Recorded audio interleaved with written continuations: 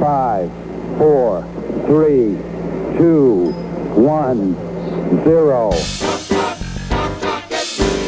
Real people, real issues, real life. Talk Recovery Radio. Live from the heart of the downtown east side, it's Talk Recovery Radio with Giuseppe Ganci and Darren Gaylor on Vancouver's Co-op Radio, CFRO 100.5 FM. From the streets to the studio, bringing you addiction recovery stories from real people with lived experience and real experts on today's issues. Tune in live every Thursday, noon to 1. Powered by New West Recovery. Real people, real issues, real life. Talk Recovery Radio. Good afternoon, everyone, and welcome to Talk Recovery Radio, coming to you live here on Facebook land. Hello, Darren. How are you? I'm very well. Mr. Darren Gaylor, co-host here. Welcome, hey, everybody. Everyone. Talk Recovery coming to you live every Thursday. As you heard in that little intro there, we've got a great show planned ahead, an expert coming to us, but we always like to start the show off with a conversation about some issues, recent news and so forth. And, Darren and I were chatting before the show, and it's interesting because, I've been part of a lot of stakeholder meetings. I run a couple social media pages and try to be very inclusive of all models of care. And whenever you end up talking about treatment or abstinence supported treatment and stuff, the conversation about money always comes up. And there's so much out there about how the treatment industry is all about greed and money making and all that kind of stuff. And I don't know, just the other day I was looking online, I shared this on my personal page. Vancouver has some safe supply programs. It's called MySpace or something like that. And you get vending machines, which has a place. I'm not against the vending machines. I think, it's going to help a population. That's great. But it's $700,000 for one vending machine. The government pays $40 a day for residential bed-based treatment in the province of BC. But they're going to spend $700,000 on a vending machine. And we're the ones that, the treatment centers are the ones that are, you're in it for the money. Why would a vending machine cost $700,000?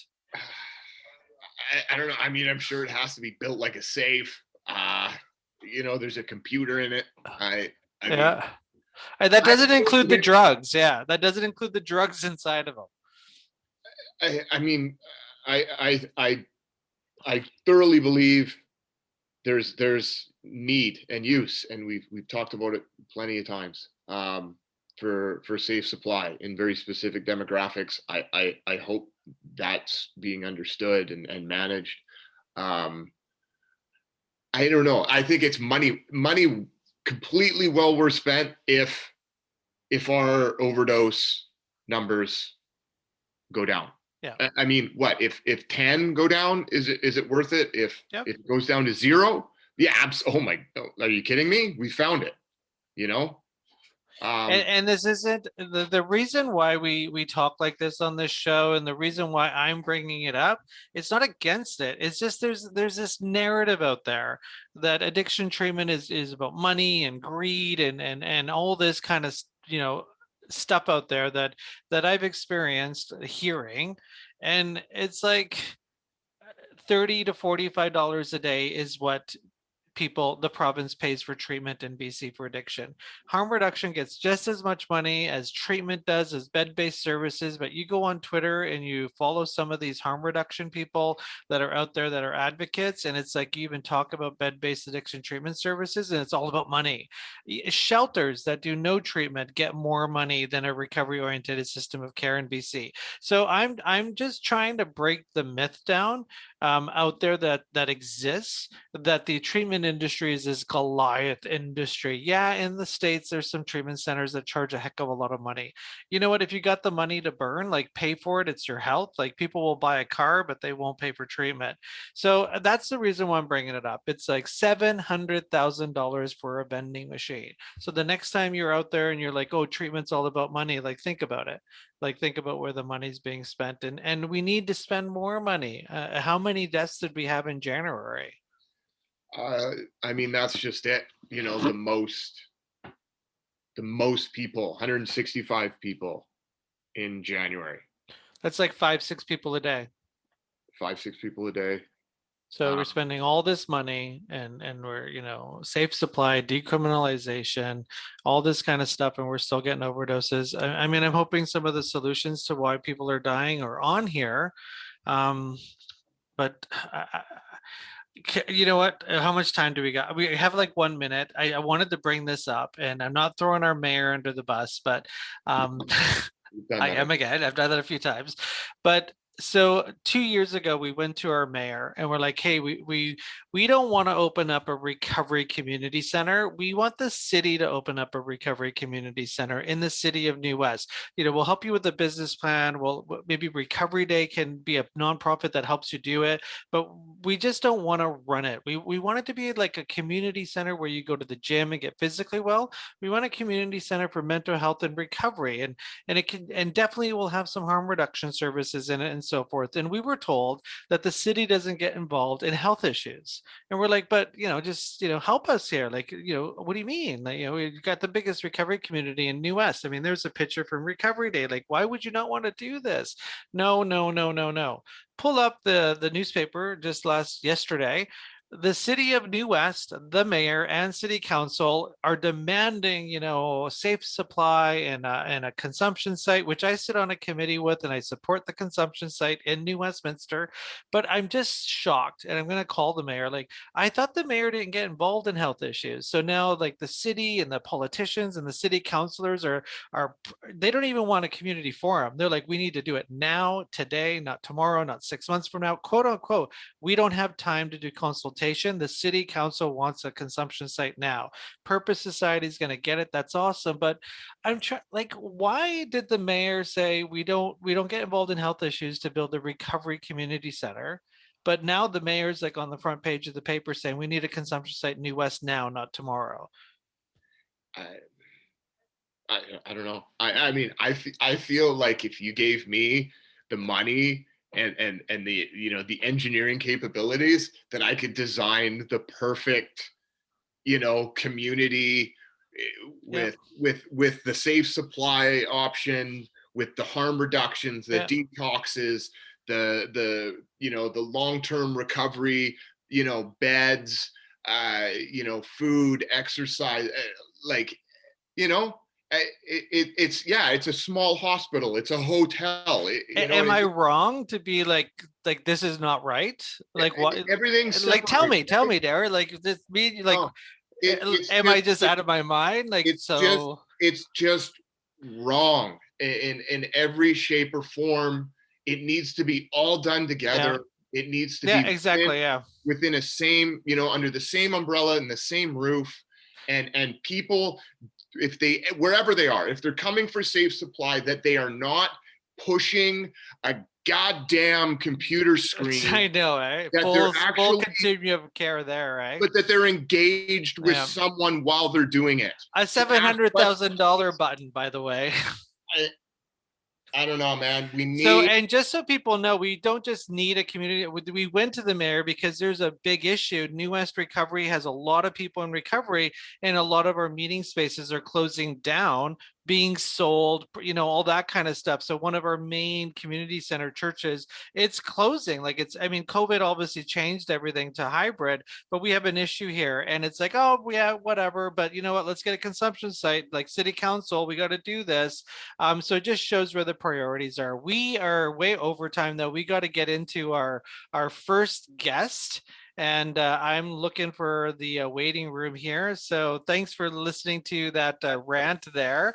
Hopefully the mayor's going to still be my friend, Darren, after this, but I am definitely emailing him. Darren, who are we talking recovery with today? We get to talk recovery with Dr. Louise. Hello, Dr. Louise. Welcome to the show. Hi, so glad to be here today. How are you? We're excellent.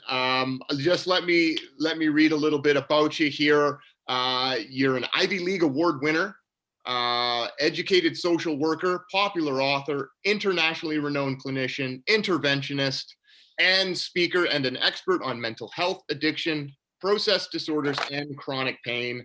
I mean, come on, this is everything we need to talk about today. And director of All About Interventions.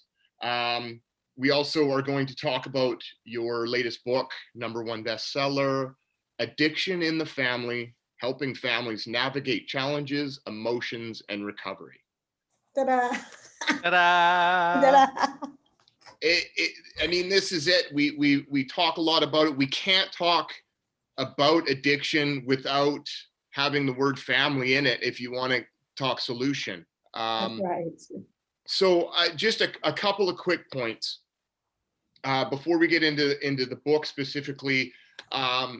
Interventions, you know, a lot of our listeners, viewers are struggling with what to do with a member of their family, friend. First of all, how does a family choose an interventionist? Oh my God, that's a great question. First of all, I think that, you know, interventions, first of all, the definition is really an invitation to change. Okay. And people can invite people to change in so many different places, on courtyard steps, in hospitals, in their living rooms, in their boardrooms. So I just want to make sure. And, you know, when you go to choose an interventionist, I would think that one of the things you want to look to, it's a certification, it's not a license. There are two national groups in the United States that do have interventionists as part of their thing. One is the Association of Intervention Specialists. The other is the Network of Intervention Specialists. And one of the things that you look for are, what are the characteristics of that person? Are they a CIP, which is the only certificate in the entire United States that sort of mandates that you could be an interventionist. It's called a Certificate of Intervention Professional, and it's moderated by the state of Pennsylvania.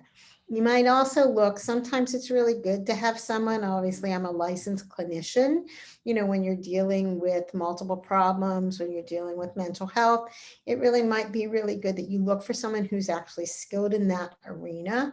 And then, you know, interventionists have no geography because like they travel all over the world. So I work all over the United States and in the world.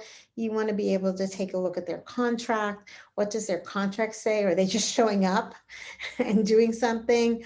How long is their paperwork? I mean, I have some really specific ideas about what one should do or what one shouldn't do. But then again, I also authored the only textbook in the United States that was commissioned by a textbook house. So on intervention. And then you want to take a look at what their method is. You know, are they flexible? Do they meet you where you are? Because you really have to start where the family is and where the identified loved one is. Right. So, and so on that go note, ahead.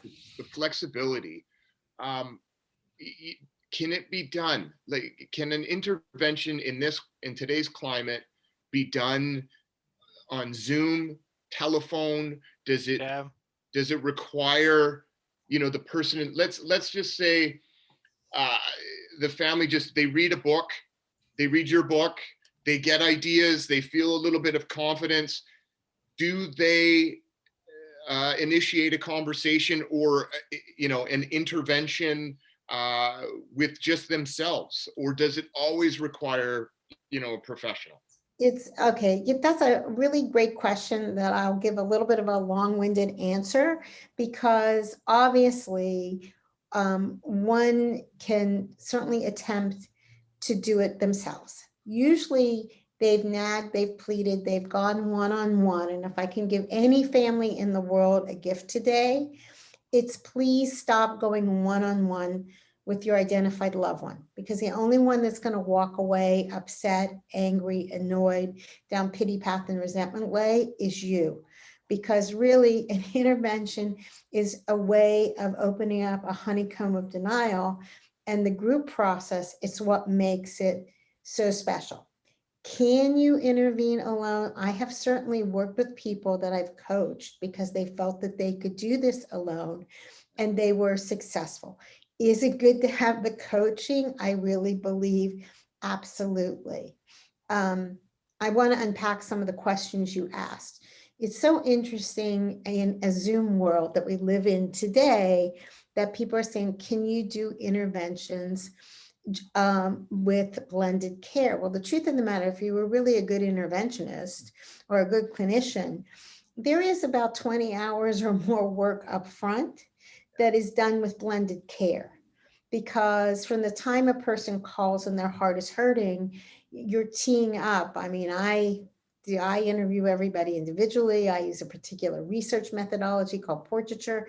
I'm sort of famous for family mapping, but all of that is done before you ever have in person. Can you do interventions through Zoom? You can. Have I done just a Zoom intervention? I've always had someone on the ground. And I, in the beginning of COVID, was on Zoom just because of my age. Let's put it that way. I'm a little bit seasoned. I guess that's a nice way to put it. And also, out of respect. And so there are, you can do on Zoom. I know some interventions are really good that that's all they're doing right now is Zoom. You can use Zoom, interestingly enough, if you're doing an in-person intervention and say you're really important to that loved one, or you can't be there. And we used to just do letters, but I just did one a couple weeks ago where this little machine was in front of that person, and the person that spoke was actually the one that could move them to change. So telecommunication is really important. So that's a long-winded, yes, you can try and do interventions alone. I think it's foolhardy and arrogant sometimes because there's so many pieces. It's both an art and a science. First of all, you don't know what to say, how to say it. You have to pick, you have to have a treatment center in place. You need to understand that not all treatment centers are alike. And what a good interventionist will do, or what we do, is we do a retrospective biopsychosocial. So we understand what this person needs, but we're also very mindful of what the financial resources are for a person. And Definitely, so, because unfortunately, yeah, I'm one that believes the government should be focusing money on interventions because it's complicated to get somebody to, I've been to rehab and I never showed up. Hey, I'm ready to do this and yeah. change. Like it just, I was out of my mind and so forth. And that happens more often than not.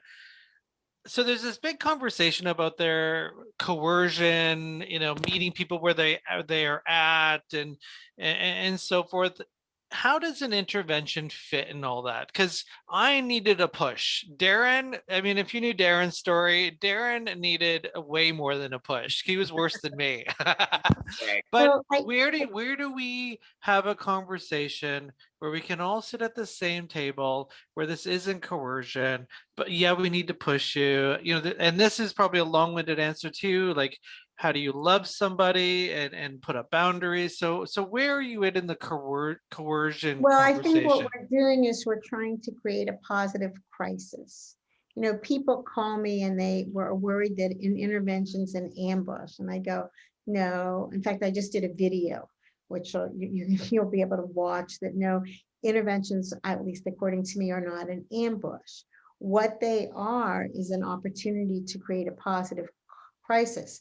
A lot of people might think of them as a living eulogy. This is an opportunity for people to come together to share heart, hurt, and hope.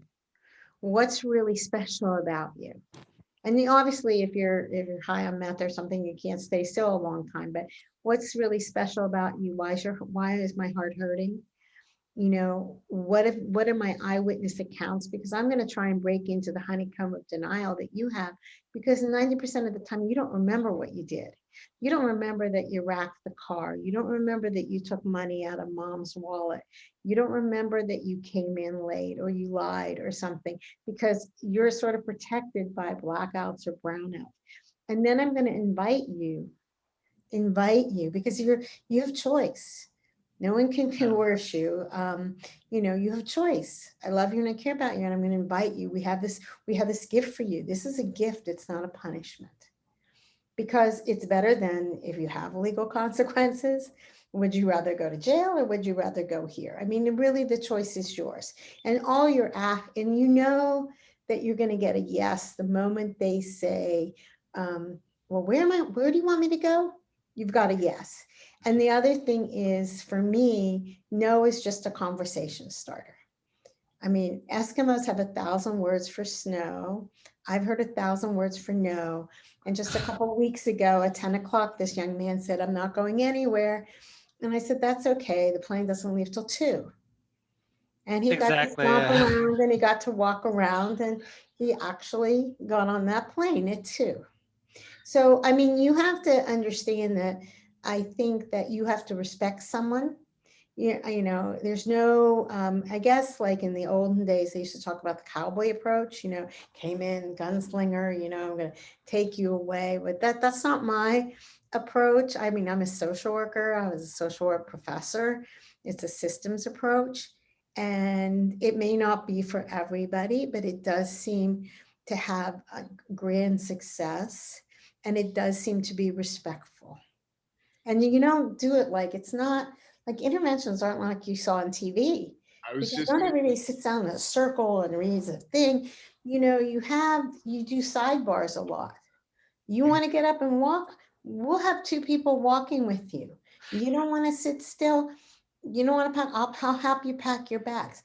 You know, you don't like your mother, you don't like your father. Okay, well, we'll go over here, but you like Uncle Johnny, or you like that. We'll go Darren, track it down. Darren, I know you got a question, but I just want in this circle conversation, I remember when I started my recovery journey a long time ago, like I was looking forward to this circle. Like people that aren't addicts don't get it. It's just like I'm gonna be the center of attention and I'm Yeah. gonna cry and I'm gonna feel horrible. And like I was excited, but I didn't tell anybody that. You know, I was very defiant. And then I showed up and there was no circle. And no one, you know, put me up against the wall and tore me to pieces. They just loved me. That's And I right. remember getting upset. I'm like, well, I'm never going to get well here. Like we are so twisted and backwards where like I honestly wanted to sit in that circle and be yelled at and I didn't and I got upset. Mhm. Like that's Yeah, well, addiction. that was the old school. You went in, Synanon was old school. You Yeah. went in, you got confronted, you got ripped apart, and then you got rebuilt. Yeah. I mean, Est used to do it, Form used to do it. They used to lock you in rooms. But now we're saying, why don't you look for goodness, look for strength? And I'm very strength-based. I mean, I have always believed, you know, especially after meeting so many people in long-term recovery, and then you hear the stories, just, you know, the violence, the crime, the abuse, the just, you know, the story. And it just brings faith to fellow man that, you know, there's genuinely goodness. And that's, and then I think about myself, and I mean, how many times I've lied and manipulated and pretended because I'm just, you know, trying to appease my family to get back onto my, you know, my Yeah. path of using. And, you know, I did everything, but I never got aggressive or you know, stood up in front of my dad aggressively, or, you know, and but there are those types, and we've seen them, and a Sure. lot of families are afraid that that's going to be the reaction. Do Mhm. you just sort of, you know, say, well, that's, you know, this guy doesn't fit my Oh, procedures, or do you, like you said, behind the scenes, is there a way of working with that individual to lower that aggression? You know, is there always another way? I think there's always another way. I mean, like, I think that obviously if you have someone that you know has a history of violence, okay, you have to always assess for safety and security. Does that mean that you add a little bit of extra people? I always work with a teammate, right? But I also might work with I've worked a lot with black box security. They're fabulous and they've been trained by me, but they're ex-Israeli Secret Service. They do a lot of high-end celebrities and everything.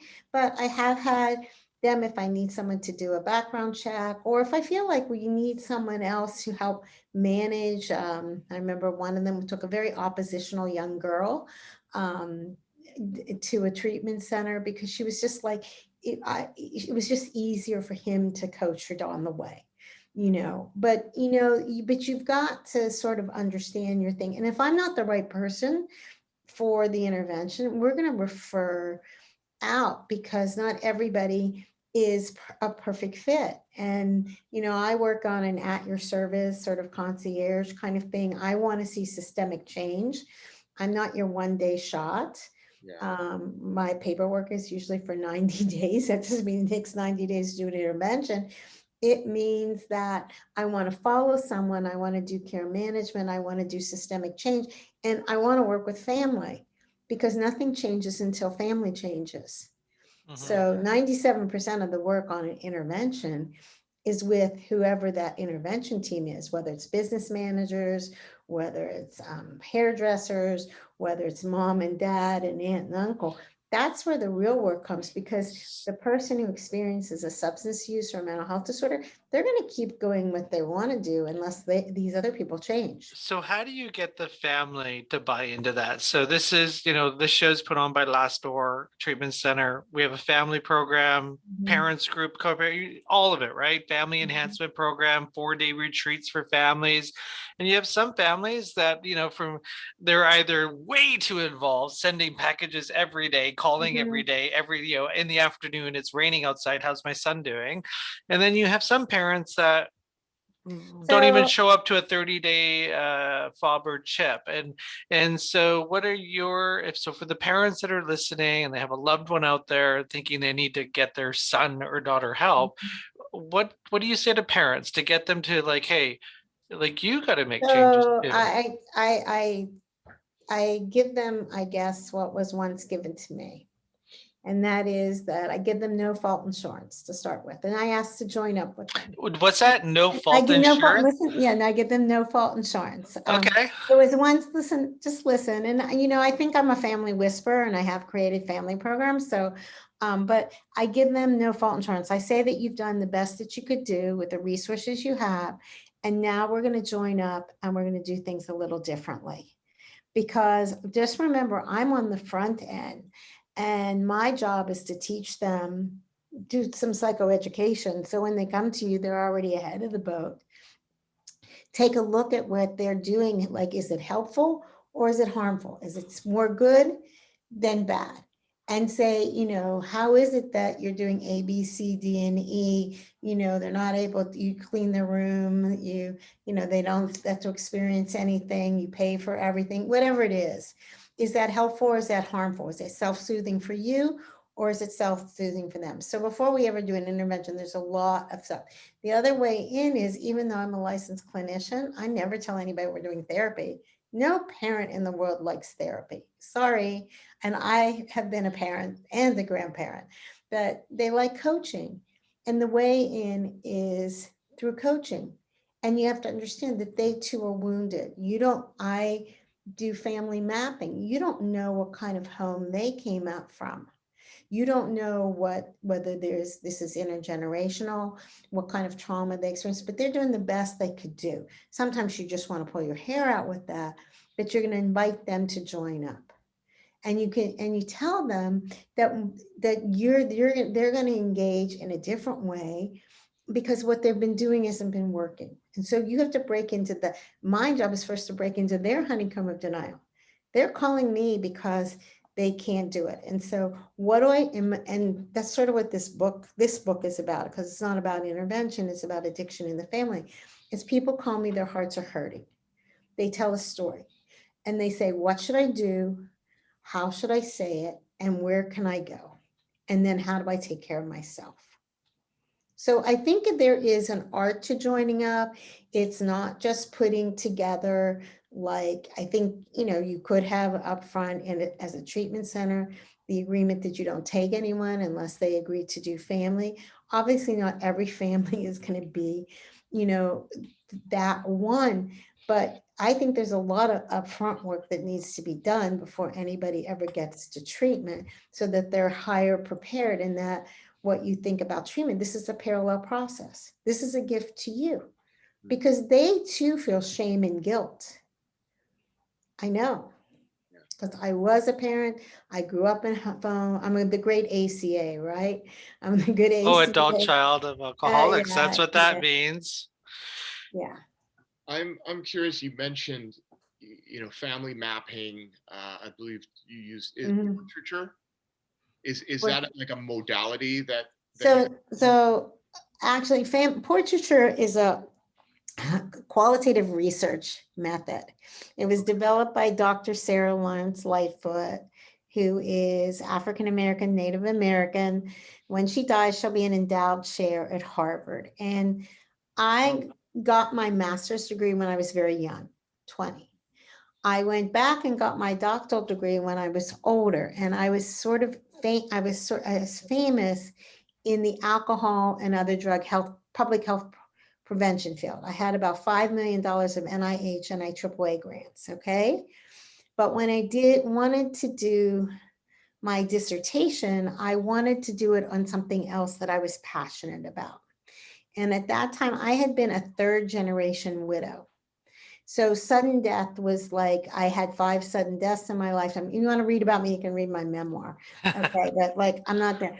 But I had a lot of stuff. And I was really curious, being a third generation widow, meaning that my grandmother was widowed. I was named for my grandfather, but I never met him. My father died by suicide when I was age 7, which means my mother was widowed at a young age. And my first husband dropped dead of a heart attack when I was in my early 40s. And it was just something that I wanted to just listen to people's stories of people that were widowed or widowed at a young age. So I use this research methodology called portraiture. But any good social worker knows all it is like, tell me about yourself. Tell me what's special. Tell me why your heart was hurting. It's just a bunch of qualitative research. But I use the same thing when I was doing interventions. Or someone calls me up and I do the same thing today. Like, I want to learn, tell me about you. And tell me about your loved one. What's special about them? Right. Why is your heart hurting? That's what has they've done? What have you experienced in the last 6 months or so that makes your heart hurt so much? And what is your hope? And so that's what but when I do that, like, I'll show you. You'll think that this is the ravings of a mad woman. I teach them to treatment centers, but actually that's one. That's live. Yeah. Wow. But I interview people and I use all kinds of bright colored pens and everything. You can see it very clearly in a nice, neat, in the textbook I wrote. They're the nice little cool family map, but I interview individually. So everybody has a different story about, say you were the identified loved one. They know different things about you. And I'm just like a searcher, a sleuth, like Sherlock Holmes.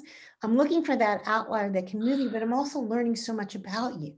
Because if I put everybody in the room at the same time and say, tell me about you, I don't get as good data.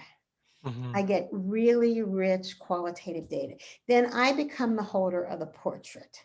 And I also click off, because I'm a clinician, what might be the right assessment, what might be good treatment centers for you. Because I'm independent and I'm not related to any treatment center, so I have the freedom to just refer. It's funny, as chaotic and messy that picture that you've shown us. But that's real life. There are patterns and there are histories and there are pretty much predictions of what could come about. And there's when we get deeper into family history, the predispositions and mental health and prior addictions, and like you say, Well, there's all that. There's multiple affairs. There's reveals. meningitis. There's chronic pain. I mean, there's such a richness that you get. And like, I do these live in family programs. So it's not me doing it. I have the clients and their families doing it. And they go, and you can see this trajectory. And you go, oh my goodness, I didn't realize it. I thought I was the only one. I didn't know Uncle John had a mental health problem, or Aunt Jane drank too much. Nobody ever told me that. She just passed out. So you're not always alone, but it also, it's not, it can be, you know, you share what you share with them, and you can redo them pretty if you're not, you know, if you want to do it live. But the thing is, it gives you a pattern. Now you can't, and it gives you a roadmap for how you need to intervene with almost everybody. Mm-hmm. So those are just the recalled stories of a family, like what what they've heard through their mother about grandfather, and you know, collectively that becomes information. You know, the individual's not the only one that's ever struggled in this family. What do you say about, you know, with the ancestries and you know, we blood types and you know, that type, is that like good information for families as well, as far as like mental health and Sure back? it is. It understands. If you went back and you go, when I used to teach human behavior, like, okay, there's 3 of us right now. So how many of us are really in the room right now with the 3 of us, right? Well, if we wait, so I used to do this in class. So when I was a professor, so on my shoulders, right, is my mother and my father, and then there's their family and their family. And then down below might be my children, might be my husband's, might be my grandchildren, and my dog. So how many generations are actually in this room right now? And because I also wrote a memoir, I could tell you that I grew up in a house that was very successful and really, really not well. I grew up with mental health. My father, as I said, died by suicide. My grandmother was a famous artist, but she was sort of like Zelda and F. Scott Fitzgerald. She was institutionalized. Maybe today she'd be manic depressive. You know, I grew up with trauma. But I also had one husband that died, another one. I had 4 children. My 3rd child died of SIDS death. So I have a lot of things Women's that filling went up. on that gives you all that, there's a lot of resiliency and there's a lot of strength. So you look at that and you don't make that a never ending story, but it's like when you're going off to treatment and you're meeting with families, it's like you're moving and you're changing your mental health zip code.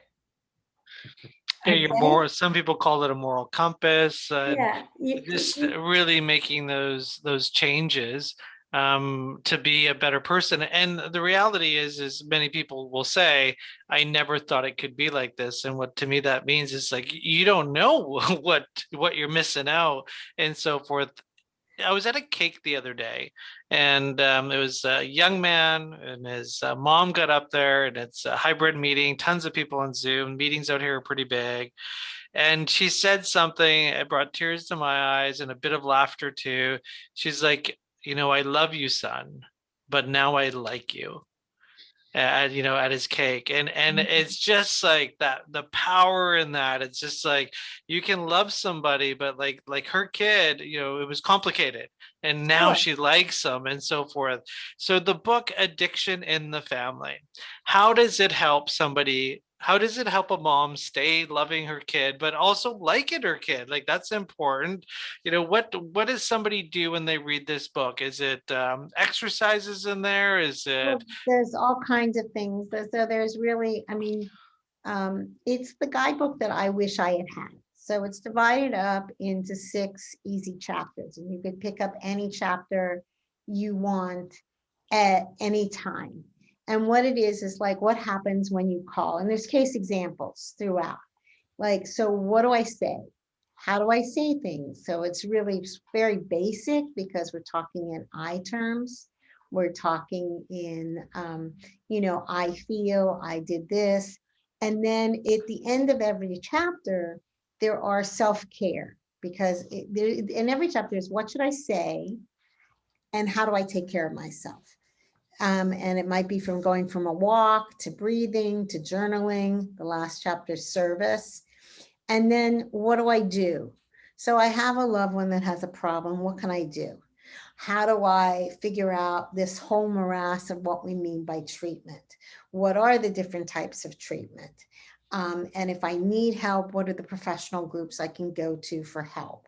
Mm. And then it talks about dual diagnosis. What do we mean by dual diagnosis? What do we mean by shame? What do we mean by guilt?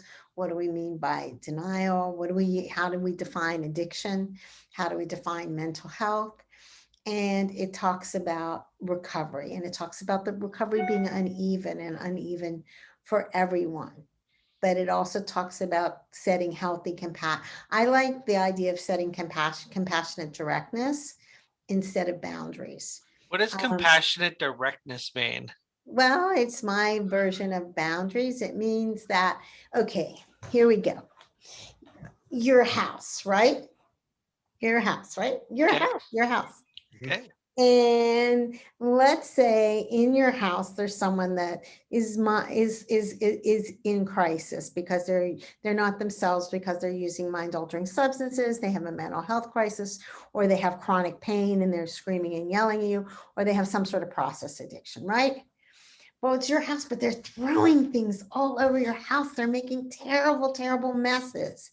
But it seems like somehow or other you let them keep making those terrible messes, because you go in there and you clean up their room. Or someone with chronic pain and addiction, you're scared to death because someone told you that they went to see a doctor and they're still but the opioids they're taking are long gone, and now they're doing other things and you're still running after them. So how do I help you to clean up your house? Well, for you to clean up your house, you have to decide what's acceptable, and you've got to stop taking all this garbage in, right? So you have to set some healthy boundaries. But can you do them in a way that's, I'm never going to give you this again, versus I love you and I care about you and I'm only going to support you in health and wellness. And if you're not, like, if you keep telling me to F off, you're not allowed to live here. Or I'm no longer bringing you, I'm no longer cleaning your room, I'm no longer calling your boss. I'm not paying for a lawyer for you. You go figure it. And by the way, that car you crashed last week, I took the title away. That's what I call, you're allowing someone the opportunity to experience the consequences of their behavior. Right. Good, bad, or indifferent. And this has been the topic with any discussion about interventions, are this hardcore,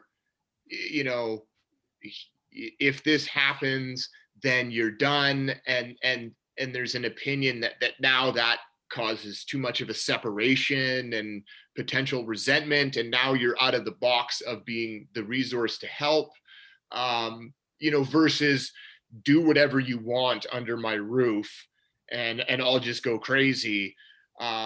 It's very unique. There's got to be a medium between that, because doing Right. everything, letting someone do whatever they want, you have to understand. And I always have fights with parents. You see this little phone. Parents don't ever want to cut off the phone. Right. And Yeah. I asked the question, how many times has Sarah called you last week?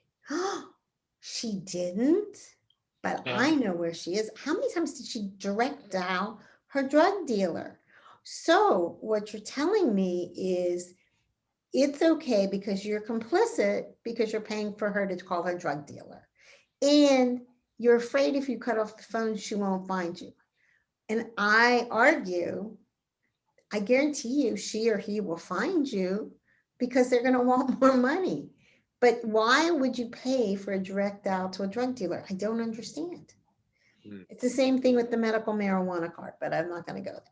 Yeah, I mean, the conversation is every day it's a struggle for parents to understand when to draw the line and so forth. And here's the argument. There's some parents that have drawn the line and their kids are 5 years clean, and there's some parents that have drawn the line and their kids unfortunately have passed away. That's right. And it's But it's nothing's gonna complicated. change unless you're willing to change. Yeah. So the question is, again, we can't control, you can have the best of parents and the best of times, and their child can overdose. I mean, didn't like in the last month, I think about with heart sick, was it the 16-year-old, the therapist in LA who ordered, but he was using marijuana before, but he ordered Xanax, and it was laced with fentanyl, and he overdosed and died. Mhm. The parent, Stephanie Seymour's son, who had an addiction, who they were working hard with, he was supposed to go back. He overdosed and died. I mean, I think that all these people were definitely well-meaning. Nobody sets out to have that happen, or it could happen. I understand full well what it's like to feel when you have a child die and there was nothing you could do about it. And the police stood guard. If you've ever experienced sudden death, a SIDS death, that was my third child. And the police come, they stand guard. Right. You're not allowed back into a room. You want to feel guilty? Let me tell you what it's like. The And criminal- they won't let you back in because they fear fall, because no one knows what happens to a sudden infant death. Right. And they fear foul play. So I understand from a different perspective. I think I have great empathy for parents who did the best they could, and they just, and the kid just didn't get it, or the kid overdosed, or whatever happened. But but I do believe that you have to set some boundaries. With that being said, can we just discuss and just your opinion or what you've done, because in this climate and this crisis of toxic supplies and carfentanil. Yeah.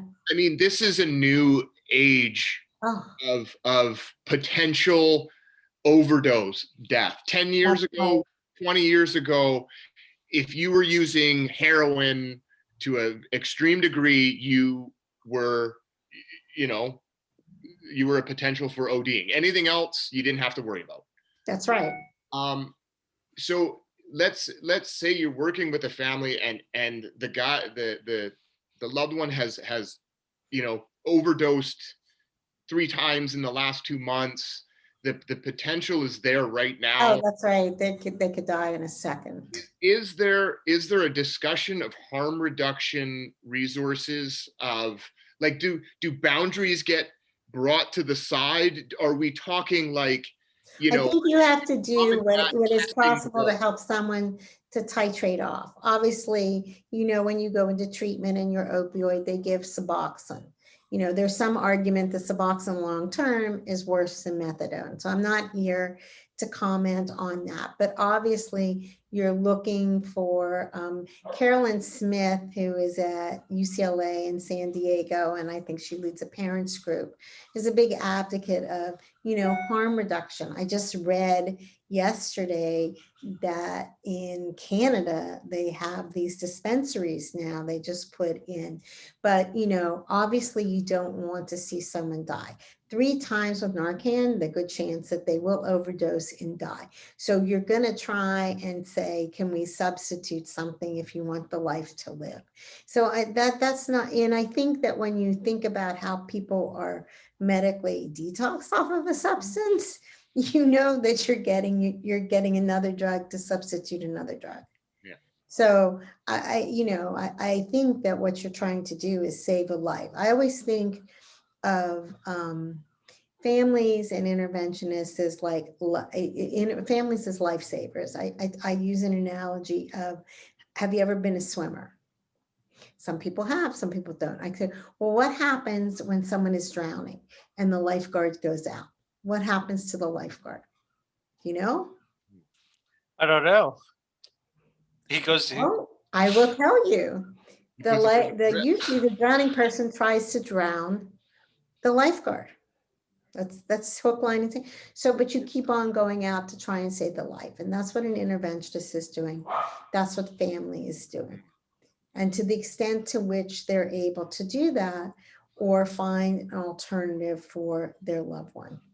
And some people you can do that with, some people you can't. I mean, I believe that everybody is sort of unique and their story is unique. There are certain threads that run through, but the moment I stop seeing someone or hearing their story is the moment I should not work with any of you. I want to try and take the last 10 minutes of the show, a little bit less than 10 minutes. So we talked a lot about getting someone to the doorway of recovery or treatment and so forth. And so now your kid went to rehab and he did everything he was supposed to do. And he's, 60 days clean and sober, whatever they want to identify as.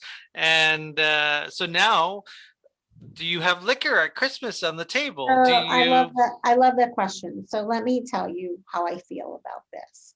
And I'll use the analogy of an airplane. So an interventionist job is to sort of get them on board, okay? And the treatment center is sort of the airplane, right? But when you land and you come out and you're out of that Hyman wheel, you have to build scaffolding. So we know that for some drugs, there's 5 years, like there's SoberLink, there's random drug testing. You already know evidence-based that 5 years of some type of monitoring is a good thing. We also know that there was some just really, John Kelly gave great recent research about the power of 12-step group. Because some people say, or whatever group, we know evidence-based, it has to have peer support. We also know there has to be some ongoing connection because we know that isolation is the opposite of problems is connection. So we all know that. We also know that families need to have new trajectories wherever their loved one is. So you want to make sure that someone is well connected. So for me, that's why, for me myself personally, that's why I have 90-day paperwork, because I don't want just to be there and take him and then you take over. I want to be there for the landing and help create that scaffolding, because there has to be scaffolding that someone has, because you can't just say, oh, I went away for, you have to figure that someone was using for more than half or a third of their life. Mm-hmm. So it is erroneous to think in 30 to 45 days, I'm going to wipe out what happened all my life, and I'm going to change all these people over here as well. It just doesn't work that way. It's an ongoing process. So whether you're connecting, however you're connecting people, but you have to build scaffolding. And so for that plane to land, we better make sure there's a lot of scaffolding in a big group to grade them. So that, potential resources given to the client themselves, what are some scaffolding for the family? Like that. Oh, so, again, I just have this sort of quirky thing that I do. I do solution-focused family coaching. I do family intensives. There's Al-Anon, there's Nar-Anon, there's other support groups that you connect them with, but you've got to know if you're connecting a family with Al-Anon, you can't just say go to Al-Anon. You have to introduce them. You have to understand that there are good parent groups. There are good spouse groups. They show up to Al-Anon and they're like, what the heck is going on here? It's like you landed in Oz. So you can't just, that's what I hate about people. And you have to be able to say, what is this? What are they doing? What are they talking about? You have to be able to help them navigate that in the same hand holding you would before. You have to tell them that, you have to help them detach, because their job is not to monitor their loved one's program. Their job is to take care of them, is monitor their own program and not ask that, there's all kinds of things that you do with family that's separate from what you do with the identified loved one. For the identified loved one, you want randomized drug testing, you want him engaged with some type of group. You might want outpatient, you might have a sober coach with them, you might have a life coach with them, you might be teaching life skills. There's a host of things that you are able to do. And the arrangement or rearrangement of boundaries that existed, prior to the person getting well, the family's anxiety and fear level of potential relapse that was never known before, because it was only fear of just what's going to happen next and how do I get out. I think that it's more than just that. Everybody played a role. Whether you like it or not, the identified loved one was the problem child, right? And I was the great one, right? I'm the perfect child, right? I'm the perfect one. Well, in recovery, everybody unconsciously aligned in one way. It's not like you did it on purpose, but you were definitely the problem, or I was the problem, okay? And over here, there was a good one. Over here, there was another one. Well, what happens is I don't really want to give up my role on an unconscious level. I just want to be pissed off at you because you gave so much problem. You're such aggravation to mom. You're so awful. But now all of a sudden you're soaring. You're going to school. You are, how many people own treatment centers that were in recovery, for God's sakes, or that had like legal backgrounds? I can name a lot, but my position in the family's changed. And that means that I've got the siblings or people that might have resentment. They've got to get over it and understand that I'm a good person, that they can't be frightened with me, and they have to deal with their own stuff. Okay. So everybody changes. And that's what I think the skill is of having someone who understands that. Right. And not putting you, and it may not be a good idea for you to come home. So if I know that ahead of time, I'm going to recommend that up front, because that you're going to have to think about what happens after treatment right away. You don't have the luxury to sort of doing that. Continuing care, very important. One of the things we do here at Last Door, like treatment lasts forever, to be honest with you. Yeah. I mean, you should be involved in some type of recovery oriented system of care. You mentioned Dr. John Kelly. He's great. I know Dr. John Kelly, and he's spoken at a few of our conferences that we've organized called the Recovery Capital Conference. One of the things we do is we try to build recovery capital in people, so they can build their recovery capital, build on their strengths, and really have an opportunity to take a look at what's good with them. We focus so much on just the physical harms of addiction. Here's your prescription pad, here's your Suboxone, have a great day. 5 minutes later, see ya. And it's like, no, let's measure the whole person, like what's going on with the entire environment. So we're on the same page. Where I'm glad that we had an opportunity to have this conversation. So yes, definitely. Addiction in the family, very important. You can get that at All About Interventions. Dr. Louise Stanger, is it Stanger or? It's Stanger. It's Stranger without Stanger. an R. And you can get this on Amazon or bookstores everywhere. I actually don't get residuals from it. I'm so proud of it. I was commissioned to write it during COVID. So, and it seems to be resonating with people because a couple times it's been #1 on Amazon. It was just released in November. But my last name is Stanger. Sometimes people think I am strange, but what I wanted to say to you is I had the privilege of being with John Kelly in London several years ago, and I really am so excited to learn more about you. And I hope this is the first of many conversations that we can have, because I think it's so important to get the word out. I love the field. I'm passionate about it. And so maybe the gift my family gave me was the gift of recovery. Well, we'll definitely bring you back on the show. We'll talk about some of your other books, and I'm going to let Jordan know, who books our shows. The next time we chat, everybody that gets clean and sober, not everybody, but a very large percentage of them want to be an interventionist. So that is something we definitely want to talk about. It's just like everybody wants to be a counselor and interventionist. So that's a whole other show. We've run out of time. It's just a matter of like, when you go through treatment, you want to be the counselor, but first you need to like get your own recovery. And you have to understand that if you want to be an itinerant migrant seasonal employee, I think that intervention might be for you. You have to understand that you need to earn, it depends on how you choose to earn a living. I mean, I've been very blessed, but again, I started out in 2004 when I was always doing them on the side. I was taught by Frank Picard, who was best friends with Vern Johnson. Nobody knows him, but he wrote this fabulous book called Family Intervention. And if my other book has that in it, but I mean, you have to understand that it's a business and it's a privilege, but, you know, and so it's not just someone you put a shingle up and you say, hi, here I am. Yeah. And so, and I've had the privilege of mentoring some people.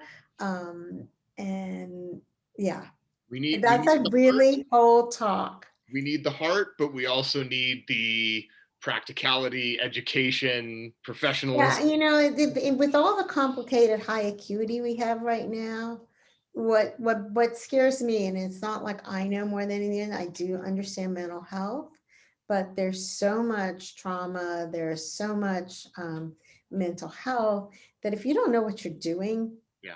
you know, and you pick the wrong treatment center. I mean, these people's dollars are limited, and you know, that's why you want to make sure that you do the best for them with their limited resources. And some of them, you know, with what they do and what they say, I mean, you can't do, sorry if I insult them, but you can't do EDMR with someone just getting out of detox. You can't do that. You can't, you know, and they all say they do, but like, you have to join up first. You have to do it, you know, down the line. So, you know, you have to understand what you've got presenting, and then you have to go in where you can go in. Dr. Louise, thank you so much. Thank you. I was so excited. I probably talked too much. It's all great. It's all great. We'll chat again. Yeah, and anybody gather more information at allaboutinterventions.com, and that'll lead you to the book and blogs and everything else. Thank you once again. We'll see you soon. Take care. Thanks for listening, everybody. Catch you next Thursday right here, Talk Recovery Radio, brought to you by New West Recovery, Lastor Recovery Center, and Westminster House, Canada's recovery community. Take care, everybody. Take care.